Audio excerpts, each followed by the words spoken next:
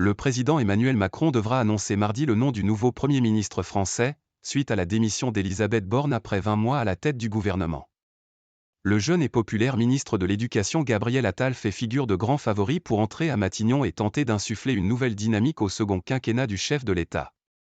La nomination du nouveau Premier ministre a été retardée de lundi soir à mardi matin, alimentant les spéculations sur de possibles résistances internes, notamment des poids lourds du gouvernement Gérald Darmanin et Bruno Le Maire, démentis par les intéressés. À 3 ans de la fin de son mandat, M. Macron est à la recherche d'un nouvel élan et se trouve dans une situation délicate face à la montée de l'extrême droite dans le pays et en l'absence de majorité absolue à l'Assemblée nationale. À la tête du gouvernement depuis mai 2022, Mme Borne a réussi à faire passer des lois difficiles, notamment une très impopulaire réforme des retraites au printemps dernier et une loi controversée sur l'immigration en décembre. Elle a surmonté une trentaine de motions de censure. Le chef de l'État l'a remercié sur X pour son travail exemplaire au service de la nation. Madame Borne, 62 ans, était la deuxième femme à occuper ce poste dans l'histoire de France. Figurant parmi les personnalités politiques préférées des Français et macronistes de la première heure, Gabriel Attal, 34 ans, serait lui, s'il est nommé, le plus jeune Premier ministre de la République.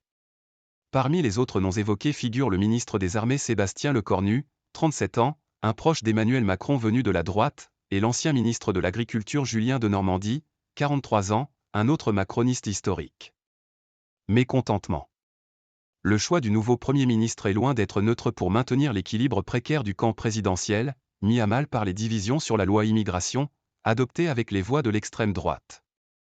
La mandat du futur chef de gouvernement sera placé sous le signe du réarmement inventé par M. Macron lors de ses vœux du Nouvel An, réarmement industriel, économique, européen mais aussi le civique, autour notamment du vaste chantier de l'école que Gabriel Attal a porté depuis l'été. Pour le constitutionnaliste Benjamin Morel, le choix de cette personnalité incarnerait une stratégie très offensive en vue des élections européennes de juin, où l'extrême droite est donnée gagnante en France. Le chef de l'État fait face à un mécontentement croissant depuis sa réélection en 2022. Après 2 mandats, Emmanuel Macron ne pourra pas se représenter en 2027 et un enjeu crucial sera d'empêcher la figure de proue de l'extrême droite, Marine Le Pen, qu'il a vaincue au second tour des 2 dernières présidentielles, de le remplacer. Issu de la mouvance des jeunes soutiens de Dominique Strauss-Kahn, ancien poids lourd de la gauche tombé en disgrâce après avoir été arrêté pour agression sexuelle en 2012 à New York, Gabriel Attal avait fait partie des premiers socialistes à suivre M. Macron à la création en 2016 de son parti En Marche, tremplin vers l'Élysée. Entré par la petite porte au secrétariat à la jeunesse, son ascension a été fulgurante, porte-parole du gouvernement, ministre du budget, il a hérité de l'éducation nationale en juillet. À la tête de ce ministère, il a séduit les populations âgées qui constituent le cœur de l'électorat macroniste, avec ses prises de position en faveur de l'uniforme ou de l'interdiction de l'abaya à l'école.